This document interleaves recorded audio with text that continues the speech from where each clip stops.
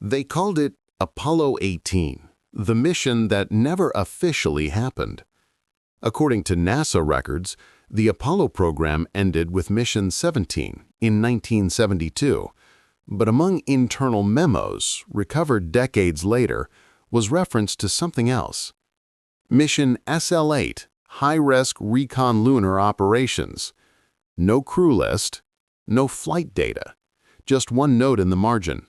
Secondary objective, recovery of foreign object. In late 1974, during the height of Cold War tension, the United States quietly reactivated one Saturn V rocket. It was never announced, never televised, and was registered under a Department of Defense logistics contract. Officially, it was equipment testing. Unofficially, it was Apollo 18. The crew was said to be 3 astronauts, with only one name ever surfaced: Commander Michael Raines, a decorated pilot, Apollo backup, and, according to declassified CIA correspondence, psychologically resilient under prolonged isolation. The launch was scheduled for December 22, 1974. There are no public records, but multiple Air Force radar logs show an unidentified object ascending from Cape Kennedy that morning. 8 minutes later, the signal vanished. NASA never commented. But 1 week later, a classified transmission was logged at Houston's Deep Space Network. Transmission source confirmed: lunar far side. Raines' voice was recognized. The feed was weak, distorted. Only fragments survived. Command systems nominal. Visual confirmation of secondary sight. Then a pause. A long silence. And one line, spoken so softly it was nearly lost in static. "I'm not the first one here." For decades, NASA denied the existence of Apollo 18. But leaked film reels in 1991 showed images never seen publicly: a damaged lunar lander, a human footprint where no mission was scheduled, and in one frame, a faint reflection of a helmet not matching any U.S. design. Experts called it a hoax, but one physicist who analyzed the footage found an anomaly.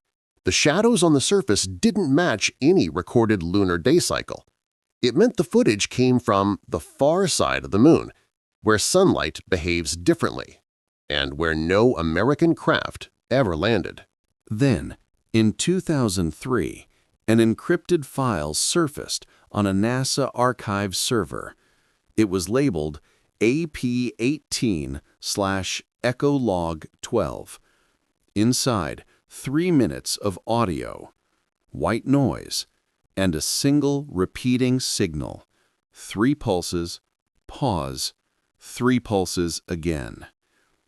At the 2:41 mark, a man's voice whispers, barely audible through distortion, "Houston, are you receiving me? It's not a structure. It's a door." The following day, the file was deleted. The account that uploaded it was traced to a retired engineer who died in 1985. Yet metadata showed the file was last modified 2 hours before it appeared online. No one knows who or what posted it. In 2012, a Freedom of Information request uncovered a memo from the Department of Defense addressed to NASA security. It read, "Do not pursue further analysis of SL8 material.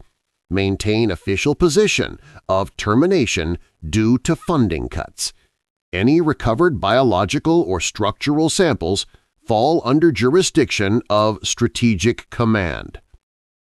The letter was signed simply R.K., Deputy Director, Containment Division. What happened to Commander Raines remains unknown. He was never declared dead. His family received no burial flag. and when his wife petitioned for a missing person case, the Air Force response was short: individual never enlisted. It's as if he was erased before he ever existed. If you listen closely to the last seconds of that signal, beneath the static, there's something else. A whisper, like breath against a microphone. Slow, careful, human. It says, "Don't send another." NASA calls it interference. Engineers call it coincidence.